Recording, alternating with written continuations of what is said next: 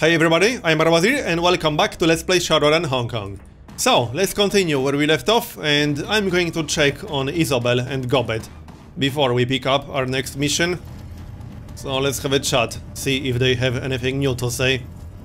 Isabel is jacked into the octopus. Her body sits inert, her breathing shallow. As you approach, an image blossoms onto the largest of the octopus's view screens. Hello down there. It's good to see you again. She smiles down on you from the monitor, her outline scintillating with blue-white light. She looks peaceful, at ease.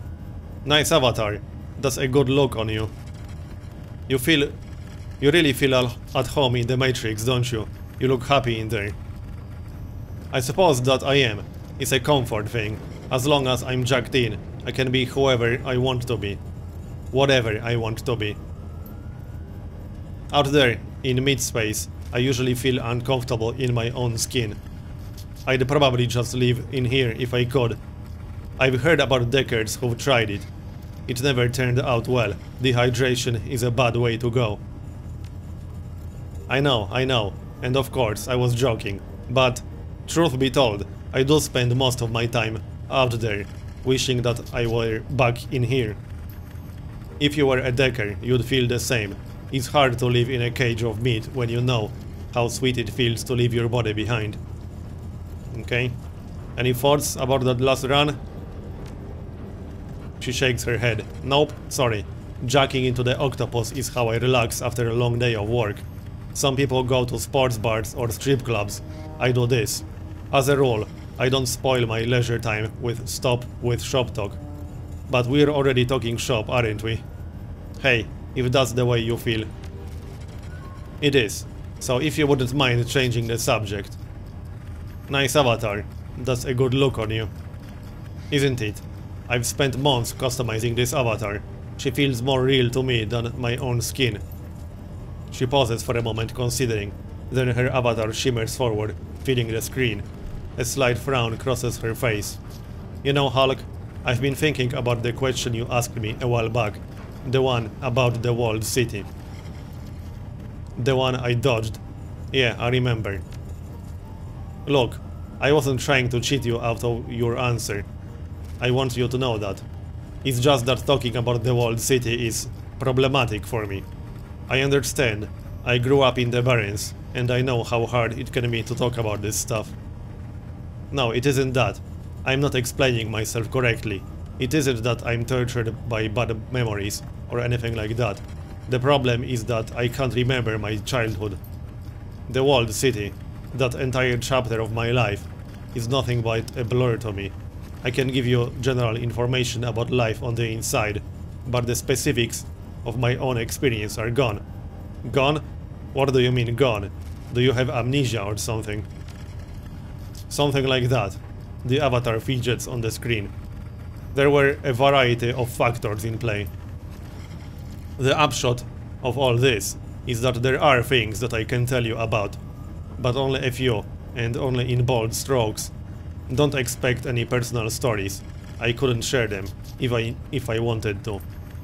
So if that's okay with you, if you'll be satisfied with trivia and urban legends, then we can talk. Just say the word. Otherwise, well, at least you know why. How did you lose your childhood memories? The Isabel avatar frowns. I'd rather not go into that. It's personal. Suffice to say, I've never missed them. At least not until now.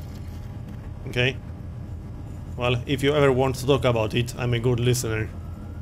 She looks away. Great, I'll keep that in mind. Give me what you can about the walled city. At this point, anything would help. Alright, I can do that. Isabel's avatar turns, begins to pace on the screen, where she steps spiderwebs of light spread across the tiled ground of the octopus sculpted matrix hub. When I think of the walled city, the thing that stands out the most in my mind is the legends, the mythology of the place. If I hadn't lived with them, I might have found those stories fascinating. Did you know that Kowloon walled city is supposed to be cursed? That's what the locals believe. We had ghost stories and everything. Ghost stories. Our own homegrown legends about things that haunted the walled city. demons from another place, the Yama Kings. Etiquette academic. Yama Kings derived from the mythological judge of the dead, I presume. That's what they came from, yeah. But the Yama Kings were told stories about... But the Yama Kings that we told stories about were their own things. Bastardizations of the original myths. It'd probably be easier to think about them like urban legends, our own little pantheon of monsters and morality tales. The stories are clear in my mind, even after everything that happened. Everyone in the walled city believed them. You can get out of the walled city if you make a deal with Fu Mang, cut the hearts from the 44 people closest to you and bring them to him. He will reward you with riches. Don't go under that arc, or Qian Ya will catch you. The avatar grabs at the air, its hands leaving glowing trails as they move. She'll rip out your teeth, tie your tongue in a knot, and make you her slave for eternity. We had Qi Xiang, our own homegrown judge of souls.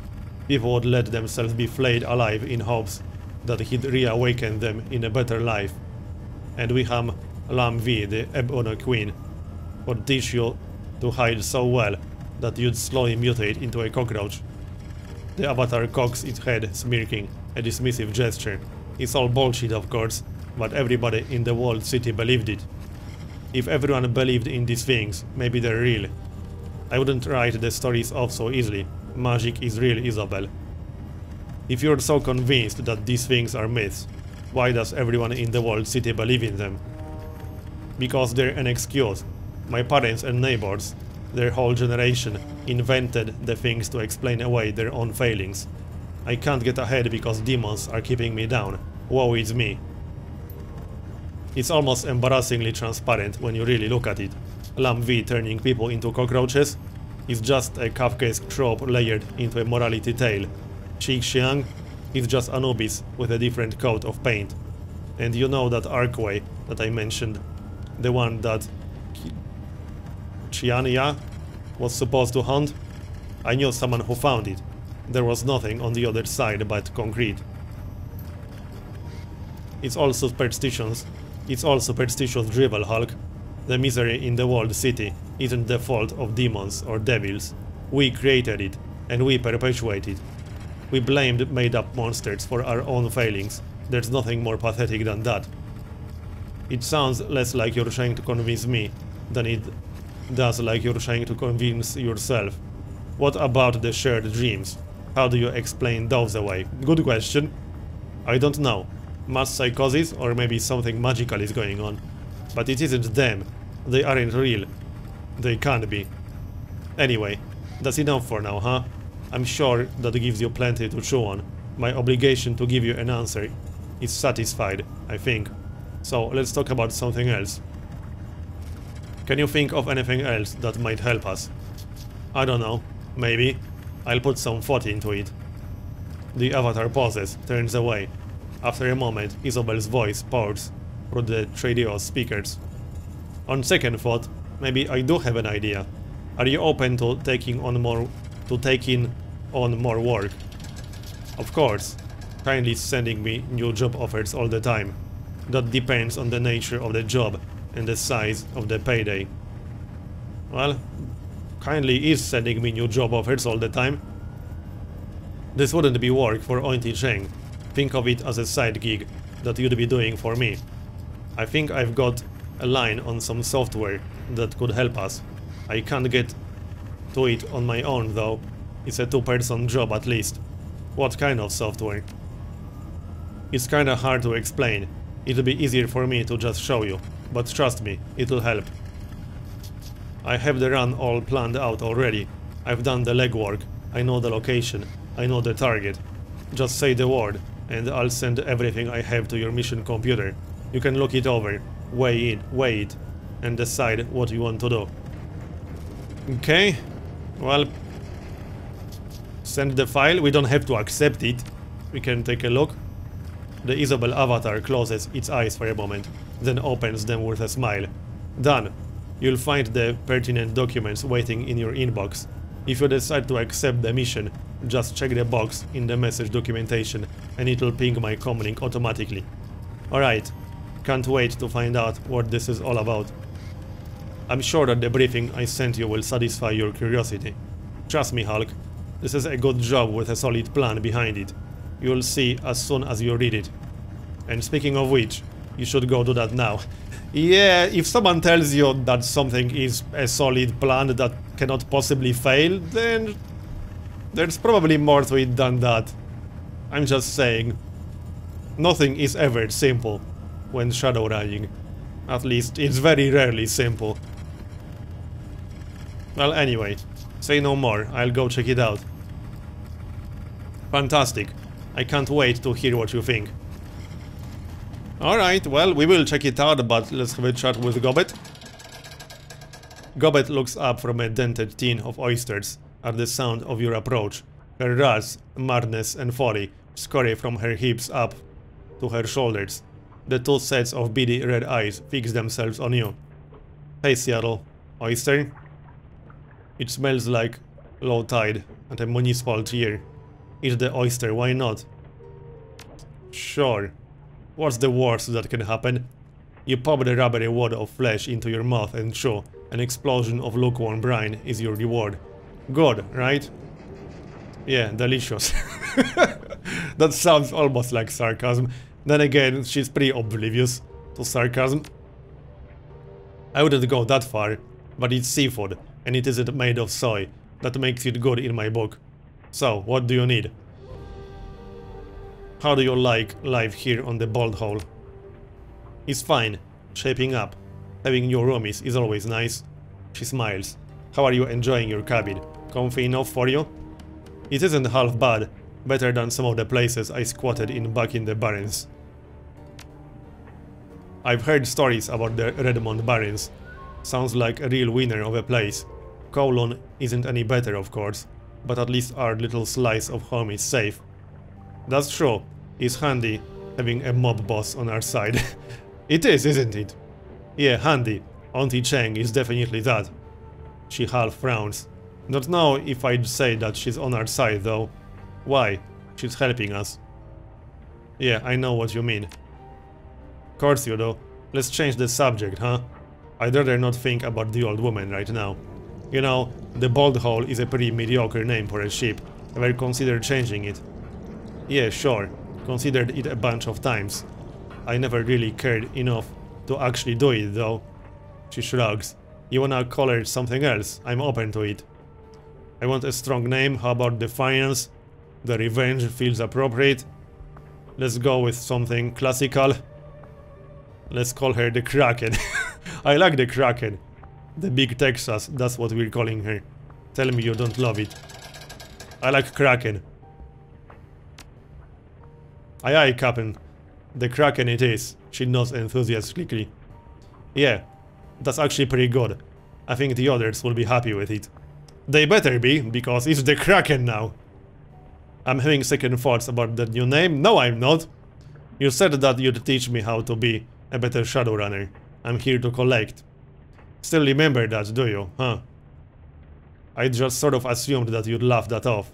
No dice, wizened mentor. You offered. Now pay up. She straightens. Okay. How about this? I'll tell you a story about a run gone bad. You tell me what you'd have done in the runner's place. And then we'll compare notes on your answer. How does that sound? Works for me. She sweeps a tangled rope of hair out of her eyes and back over her pointed ear. After a moment of silent contemplation, she bites her lip and nods. Okay, so this is a story from early in my career. I was a part of a team here in HK in Hong Kong, but I did some occasional moonlighting for another group based out of Macau. I was a busy kid. Early in your career, so you were like 12 years old? Her eyes narrow in mock indignation. You say that like I couldn't have been. When I was 12, I could have destroyed you. And also, I was 16, practically an adult in orc years. We grow up fast. Anyway, the job was a hit on this tower, sort of a 3D multiplex stash apartment complex. I'm sure that you've got them in Seattle too. You know the kind. 7 huge screens, monster concession stand, coffee in apartments, on top of like barnacles on a whale. I used to go to one back in Seattle. Best way to watch urban brawl. She nods. Good, you know what I'm talking about then. Our client wanted us to break into one of the apartments. The story was that an ex of hers, a guy named Boggs, lived there. She'd been copped with him until about a week prior, then things went sour in a big way. She wanted us to get back some things that Boggs kept when he kicked her out. Scare the shit out of him, bloody him up a bit, make it look like a robbery, you know the drill. Sounds more like a job for thrill gangsters than full-fledged Shadowrunners. I pulled a few jobs like that myself back when I lived in the Barrens. It was standard smash and grab then. Yeah, it was a pretty standard Bush League gig, but the pay was decent enough. Not the sort of thing you'd turn down. So anyway, Sibilance, that was our group leader, had a plan. We knew that we had to go in quiet because the Metroplex had a panic system wired directly to the Hong Kong police force. If we'd gone in shooting, we'd been drowning in cabs within 10 minutes. Sim thought that we could maybe take advantage of the apartment's terrible soundproofing and kick in Boggs' door when the movie got loud. We'd camp out near his doorway, wait for the ceiling to start raining plaster, and then smash our way in with his neighbors none the wiser. This sounds kind of familiar. Yeah, it's pretty close to what John Wilkes Booth did when he assassinated Lincoln. Sib was an amateur historian, used to bore the rest of us to tears, but I guess that it could occasionally come in handy. So we waited in the hall, just like Sibilance planned. We had a guy on the elevator, another at the stairs. I was waiting by the floor's communal kitchen. Sib took up a position by the door. She had these cyber legs that she'd dumped a ton of nuyen into. Hydraulic jacks, strength enhancements, the works. Girl could probably leg press a dump truck. She pauses for a moment. Come to think of it, most of her plans involved kicking things. There's something a little sad about that. Focus, Gobbit. Right, the story, right. So we heard a boom from downstairs. Felt the walls shake with the reverb. Sib wheeled back and gave the door a massive kick, just as she'd planned. From where I was standing, I couldn't really see what happened next. I could hear a massive crack as her board slammed into Duraplast. The door flew off its hinges, exploded off, might be more of an accurate phrase. A second later, we heard an ungodly crash. There was a moment of silence, then Sib let out this little gasp. The apartment was in shambles. It looked like a hurricane had hit it. Everything was trashed. Everything but the door, which was miraculously still in one piece. Remember that this was a coffin apartment. It wasn't much wider than the door was to begin with. And Boggs, well, what was left of him was under the door too. That didn't turn out well. Well, you got the rope him up part right. Yeah, unfortunately, he wound up a lot rougher than he was supposed to be. Her nose crinkles in discomfort. That door really did a number on him, ribs sticking out of the skin, that kind of thing. It was a bloody mess. So yeah, Boggs was dead. The stuff that we'd been sent to the apartment to recover had been smashed to bits. And then the building alarm went off. So that's the situation. Our payday was smashed. My temporary teammates are all standing around with stupid looks on their faces. The cops are coming. I'm standing by the kitchen. What would you have done in my place? Okay. Your group was in trouble. I'd have rallied with them, tried to help them fight their way past the cops. Sibilance created this situation. You weren't even part of her team. You were subcontracting. I'd have a cut and run. Damage control. I'd have looked for blackmail material to protect myself from a soon-to-be angry client. I would have tried to improvise. Was there anything in the kitchen you could use to resolve the situation. Okay. Well, if we answer with a question, well, that might be the right answer. If you're not sure what to say, answer with a question. That's a good tactic. Good thinking. As it happens, there was. And I knew just what to do with it. The thought popped into my head just as the thought popped into my head and I just went with it. She taps her temple with a smile. That's a lesson to remember, Seattle. The first answer that you come up with is almost always the best one you're gonna have, so just roll with it. Don't second guess yourself, don't hesitate, just act. You'll live longer that way. Got it. Now, when I think about crowded theater, I think place where you can't shout fire because it'll cause a panic. And then I thought, cops don't charge into burning buildings, they help people get out of them. As it happened, I had the means to create real, genuine fire sitting right across from me. A pair of industrial ovens. You set the building on fire. I encouraged it to burn. Okay. Opened the gas vents wide. Set the range on a timer and motored back into the hallway. The others had started arguing amongst themselves. I told them to snap out of it and follow me down into the lobby. We had to clear the hallway before an errant spark took the whole floor out. Unfortunately, the rest of the group wouldn't listen. Sib and the rest of the team were too busy arguing about the relative merits of her "let's kick things really hard and see what happens" tactical system to want anything to do with me. I shouted back to them that the kitchen was going to explode and continued down the hallway. Just like I'd planned, I got out of that run in one piece. So did every single one of people in that multiplex. My fire plan worked beautifully. If the rest of the team had listened to me, they might have gotten out of the building too. Kind of a bummer that they didn't, but at least the run turned out well for me. How? Your team burned to death? Well, it was kind of their own fault. She warned them, right? So how? Well, I couldn't collect any pay because the run had been a disaster, but after the explosion, I got to ride in the front of the fire truck, and they gave me cookies and a blanket. I wound up dating one of the firemen a few weeks later. All things considered, it could have gone a lot worse. Gobbit claps her hands together and rubs them, a satisfied look on her face. So, Seattle, tell me, what was the moral of this story? What lesson was I trying to convey? Don't go on Shadowruns with idiots. Go with your guts. Fire solves all problems. I like the "don't go on Shadowruns with idiots," but it's probably the second. She nods sagely. That's right. Trust your impulses, and don't be afraid to wing it. Almost any action is better than no action at all. Once you've committed to doing something, you've gotta follow it through. Though, no arguing or hand-wringing, just to do it.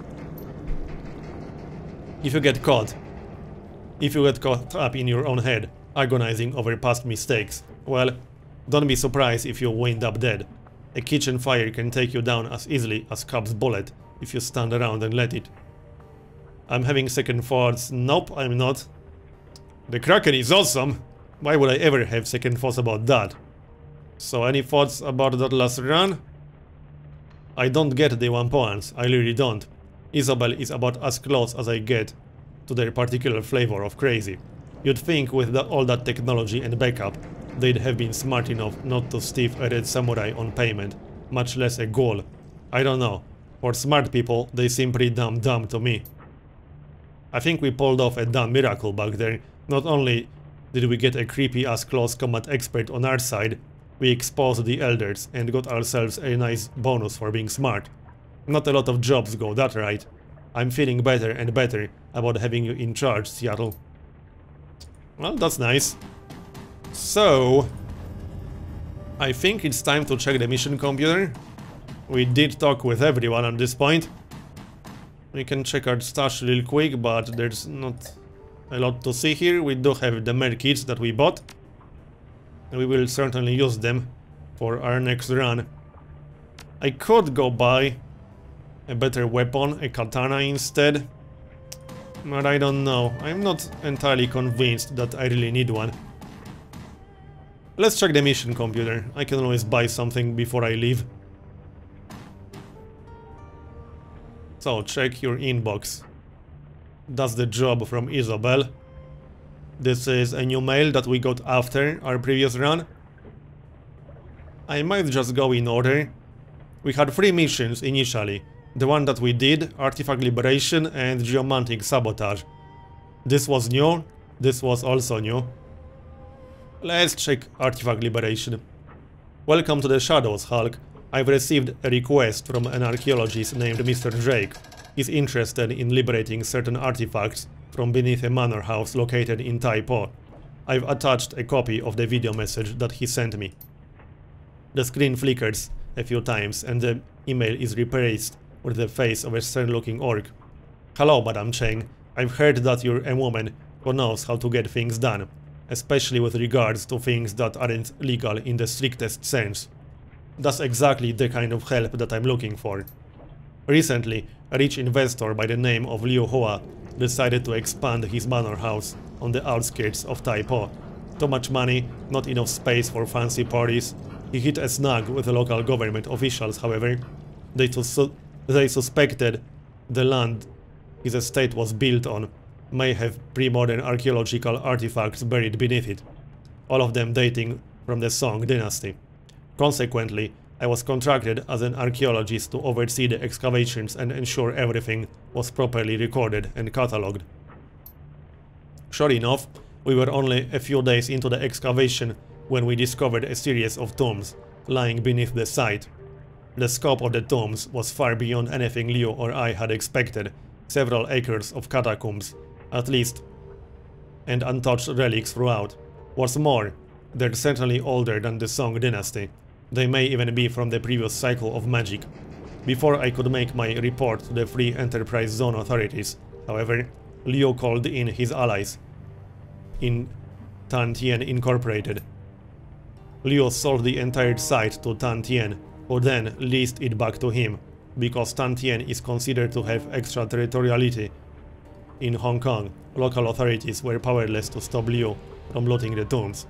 He immediately began building a museum, if you can call it that, atop the site. He had the gall to call his museum the Emperor's Tomb.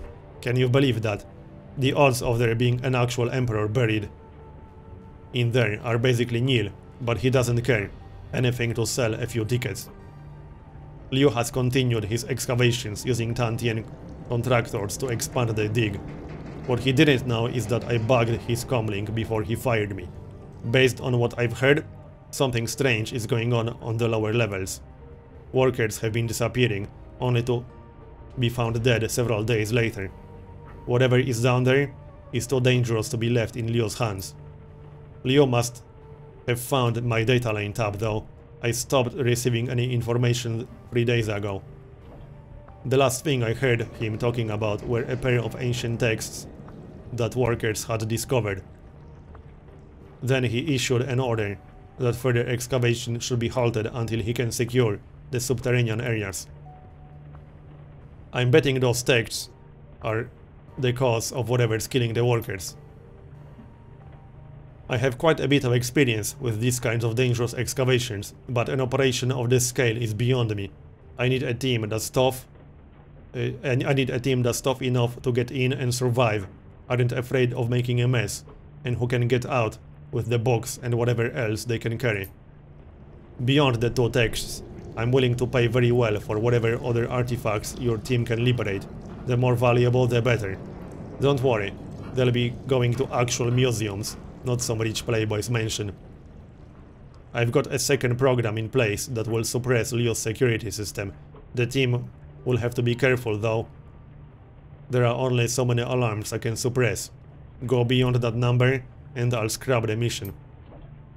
I've included a catalog of likely items to help the team appraise the most valuable ones. They don't need to be subtle. In fact, I'd prefer they make it look like a common robbery. Tell them to smash and grab what they can. Let me know when you find a suitable group of Shadowrunners. There you have it. A nice, simple robbery. Do you think you can handle something that basic, dear? I have faith in you. Let me know when you're ready to proceed. I'll contact Mr. Drake when you're on your way. Well, yeah, shadowrunning is really simple and basic and nice. So there's probably going to be more to it than this. But okay, let's take the run. I don't think I'm going to bother buying more gear because, well, this is one of the first initial missions. I assume we won't need additional gear for it. So yeah, we'll just go without any extra gear. Also, we do have one ability that we have to pick on Gaitro. So, a defensive or an offensive ability. +2 armor, +1 dodge. Or additional 2 damage and 2 bleeding damage for 2 rounds. 1 action point cost, 2 turn cooldown. I do like passive +2 armor and +1 dodge. Wait, no, this is not passive, this is activated. Okay? He gains a defensive ability that adds +2 armor and +1 dodge. It doesn't say for how many rounds or something, just that it's 1 action point cost and 5 turn cooldown. Let's go with Rip maybe. Additional 2 damage and 2 bleeding damage for 2 rounds is not too terrible. I don't know. 5 turn cooldown is a little bit rough. Alright, let's go with Rip. Why not? Done. I might actually bring Gaitro and Rakter to this mission simply because we've not used them yet. Or maybe Gaitro and Isabel, because I suppose we should have a decker in every single mission. Or we can bring all 3, right, because we can bring 4 team members. Well, anyway, let's just get out of here. I think we talked with everyone that we wanted to talk with. I'm pretty sure about that. Yeah, I'm pretty sure we talked with everyone. Maximum law. Wasn't there something he wanted? Hey Hulk, I was hoping you'd come around. You got a minute? What's up? Kindly had Wampoa burn your scene. Worries, you're doing work for her. Not normal Yellow Lotus stuff. Shadowrunning. Maybe, maybe not. What about it? Yes, I'm now an unusual asset. Wicked. That's pretty ironclad, Hulk. Pretty vicious. If you do good, you'll be noticed. Listen, if you've got some info about runs, I can make it worth something.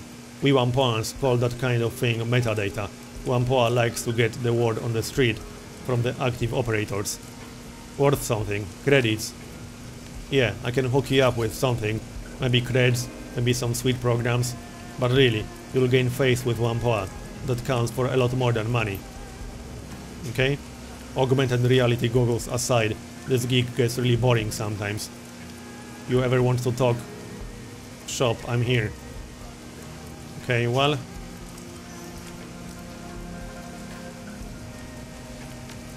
I think we can talk later. You gotta go? Okay. Watch your back and shoot straight and all. I got things to do too. So, well, I think it's time to start our job. But I'm going to do that in the next part, so thanks for watching this one, and I'll see you next time.